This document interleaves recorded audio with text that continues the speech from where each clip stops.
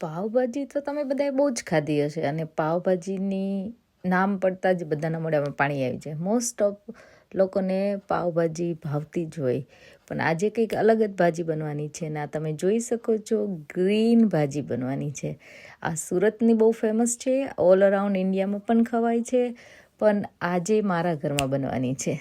ચલો તો હું કઈ રીતે બનાવું છું આ ગ્રીન ભાજી, આનો આટલો સરસ કલર કેમ આવે છે, શું વસ્તુ હું યુઝ કરું છું, એ બધી જ આજે તમારી સાથે હું શેર કરવાની છું. તો જોવાનું ભૂલતા નહીં અને આટલો ગ્રીન કલર કેમ આવે છે તો ખાસ. તો ચલો જલ્દીથી આ શિયાળાની સ્પેશિયલ પાવભાજી આજે આપણે બનાવી લઈએ. હેલો, કેમ છો બધા? જય શ્રી કૃષ્ણ. અને એકચ્યુઅલી બહુ ઠંડી છે અહીંયા તો. આજે એકચ્યુઅલી 1 ડિગ્રી મેક્સિમમ હતું આખા દિવસમાં. સવારે માઇનસથી ચાલુ થયેલું તો 1 ડિગ્રી દેટ્સ ઇટ આખા દિવસમાં. તો આજે ઠંડી એવી સરસ હતી અને આજે ટ્રેનમાં એટલા પ્રોબ્લેમ હતા અને ઘરે હું એટલી મોડી પહોંચી. એમ થયું કે શું બનાવવું આજે જમવાનું, ફટાફટ કંઈક બની જાય અને સરસ યમી હોય અને આ ઠંડીમાં ખરેખર મજા આવે એવું કંઈક બનાવવાની ઈચ્છા થઈ હતી. તો આજે આપણે ટ્રાય કરીશું મસ્ત ફેમસ સુરતની ફેમસ ગ્રીન પાવભાજી. તો બધા પાવભાજી તો ખાધી જ હશે બરાબર ને, પણ ગ્રીન પાવભાજી બનાવી છે કે નહીં એ મને નથી ખબર. તો આજે આપણે બનાવવાના છે ગ્રીન પાવભાજી, જે વિન્ટરના બધા વેજીટેબલ્સ અને સ્પિનચ ને બધું યુઝ કરીને એ લોકો બનાવતા હોય એટલે એનો ટેસ્ટ પણ સરસ આવતો હોય છે. તો ચલો આજે આપણે બનાવી લઈએ ગ્રીન પાવભાજી ફટાફટ. તો મેં એમાં પટેટો, કોલીફ્લાવર અને લીલા વટાણા આપણે બોઇલ કરીશું અને બસ એઝ નોર્મલ જે રીતે આપણે બોઇલ કરતા હોય એ રીતે જ બોઇલ કરી લઈશું. તો આપણે પાવભાજી મસાલો કરવા માટે નોર્મલ ટમાટર, ડુંગળી અને ગ્રીન પેપર, જો તમારી પાસે ગ્રીન ટમાટો હોય એને યુઝ કરો તો પણ વધારે સરસ ટેસ્ટ આવે છે. તમે ગ્રીન લસણ, ગ્રીન ડુંગળી બધું એડ કરી શકો છો. ગ્રીન વધારે હોય તો વધારે સારું કે એનાથી જલ્દીથી ગ્રીન કલર આવે. તો મારી પાસે ગ્રીન ટમાટા હતા ને એટલે મેં નોર્મલ ટમાટો જ યુઝ કર્યો છે. અને ગ્રીન લસણ મારી પાસે થોડું ફ્રોઝન છે તો હું થોડું એડ કરીશ. ગ્રીન ડુંગળી પણ નથી એટલે ના હોય તો ચાલે, પણ હોય તો તમે એડ કરો તો વધારે સરસ એમાં ટેસ્ટ આવતો હોય છે. આપણે એક ગ્રીન પેસ્ટ બનાવવાની છે. એના માટે મેં એક આદુનો ટુકડો, એક 2 મરચાં, કોથમીર, થોડા વટાણા મેં એડ કર્યા છે અને થોડી સ્પિનચ એડ કરીશ. તો સ્પિનચ જો તમારે બ્લાન્ચ કરવી હોય તો તમે કરી શકો છો, પણ મને આમ જ ગમે છે. અને આ બહુ અમારે બેબી સ્પિનચ હોય છે એટલે હું બ્લાન્ચ કરતી નથી, તો પણ કલર સરસ આવે છે. એટલે આપણે સ્પિનચ અને થોડું પાણી નાખીને આની પેસ્ટ બનાવી લેવાની છે.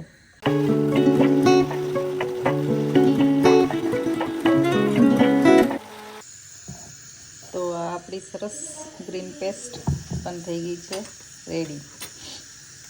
હવે આપણે ભાજીનો વઘાર કરવા માટે બટર અને ઓઇલ મેં મિક્સ લીધું છે. તમારી ઈચ્છા, તમારે એકલું બટર અથવા એકલું ઓઇલ લેવું હોય તો લઈ શકો છો. અને એકવાર આ ઓગળી જાય એટલે આપણે જે કટ કરેલા વેજીટેબલ્સ છે બધા એ એડ કરી દઈશું. તો સૌથી પહેલાં આપણે ઓનિયન એડ કરી દઈશું.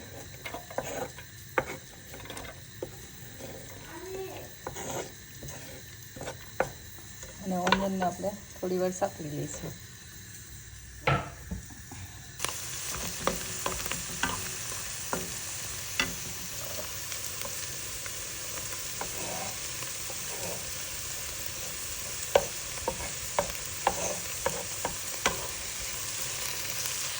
હવે ડુંગળી સોફ્ટ થઈ ગઈ પછી મેં પેપર અને ટમાટો એડ કરી દીધા છે. એટલે મેં પહેલાં પણ કીધું એમ, તમારી પાસે ગ્રીન ટમાટો હોય તો વધારે સારું, તો એ એડ કરવા.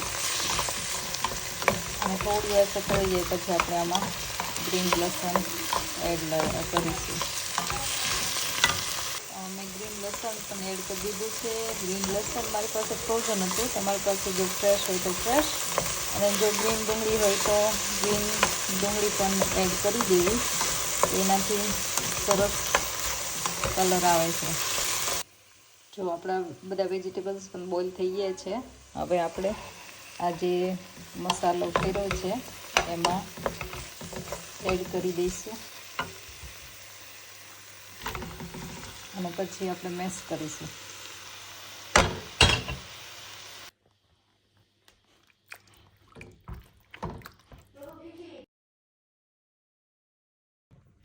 તો એ જો બધું સરસ મિક્સ થઈ ગયું છે. હવે આપણે આમાં ટેસ્ટ પ્રમાણે સોલ્ટ એડ કરીશું અને પાવભાજીનો મસાલો એડ કરી દઈશું. પાછું બધું મિક્સ કરીશું સરસ. તો આ બધું થઈ ગયું છે સરસ રીતે મિક્સ અને કલર હજી તમને વ્હાઈટ જ લાગે છે. તમને એમ થતું હશે કે આ ગ્રીન કલર ક્યારે આવશે, બરાબર ને? તો હવે ગ્રીન કલર આપણે એડ કરવાનું છે અને આપણે બનાવીશું ગ્રીન ભાજી. જે આપણે ગ્રીન પેસ્ટ સ્ટાર્ટિંગમાં બનાવી હતી એ પેસ્ટ હવે આપણે એડ કરી દઈશું અને બધું મિક્સ કરી લઈશું સરસ રીતે. સો ડન જોઈ લો, અમારો ગ્રીન પાવભાજીનો કલર થઈ ગયો છે ને મસ્ત રેડી, એકદમ સરસ. આમ આટલી જ મને પતલી નહીં ભાવે, આ પતલી વધારે હોય છે એકચ્યુઅલી, અને તમારે વધારે પતલી અથવા તો જાડી હોય તો પાણી નાખવાનું.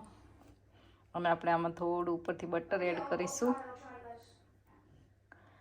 અને થોડી વાર 2 મિનિટ હવે આપણે કરવાનું છે, એનાથી વધારે નહીં. એટલે એકદમ પહેલાંથી જ બધા મસાલા સરસ રીતે આપણે સોતે કરી લેવાના કે ડુંગળીને બધું કાચું ના લાગે. અને શાકભાજી તો બધા ઓલરેડી બફાઈ ગયેલા જ હોય છે, બરાબર ને? એટલે ગ્રીન પેસ્ટ નાખીને બહુ વાર સુધી આપણે ગરમ નહીં કરીએ, કારણ કે એનો કલર ચેન્જ થવાની પોસિબિલિટી છે જો તમે બહુ બધું ઉકાળો તો. એટલે ઉકાળવાની જરૂર નથી. અને આ રીતે ગ્રીન પાવભાજી થઈ જાય છે રેડી. ઉપરથી કોથમીર તમે નાખી શકો છો, આમાં દેખાવાની નથી પણ ટેસ્ટ માટે ઓફકોર્સ હું નાખીશ. અને ઉપરથી થોડું લેમન જ્યારે ખાવા બેસો ત્યારે તમે લઈ શકો છો. અને આપણે પાવ શેકીને અથવા તો રોટલી સાથે, પરાઠા સાથે, બ્રેડ સાથે, તમને જેની સાથે ખાવાની મજા આવતી હોય એની સાથે તમે પીરસો અને આ ઠંડીમાં આ ગ્રીન પાવભાજીની મજા લો. નો ટ્રાય કરી હોય તો કરજો જરૂર અને મને કમેન્ટમાં જણાવજો પણ ખરા જો તમે કંઈ અલગ રીતે બનાવતા હોય અથવા તો કંઈ અલગ વસ્તુ એડ કરતા હોય અને કઈ રીતે તમે ટેસ્ટી પાવભાજી બનાવો છો.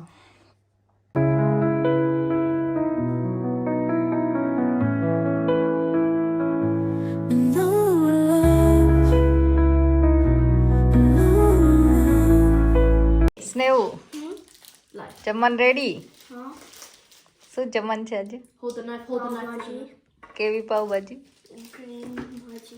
ગ્રીન ભાજી. પાવભાજી છે? યસ. મજાક કરે છે? ના, મજાક નથી કરતી. આ સુરતની ફેમસ ગ્રીન પાવભાજી છે. ઓકે, ચશ્મા કાઢીને જોઈ લો. આજે છે green pav bhaji with salad and papad and દહીં કે છાસ. મેં ગ્રીન પહેર્યું છે ને એટલે આજે. હા, સી મેચિંગ. આટલી ઠંડીમાં મસ્ત ભાજી ખાવાની મજા આવે ને. ચલો ટ્રાય કરો અને મને કહો બધા કેવી લાગી. હા, કેવી લાગી ગ્રીન ભાજી? નાખ્યું શું કાંઈ ખબર ના પડી પણ ટેસ્ટ ભાજી જેવો જ લાગે છે.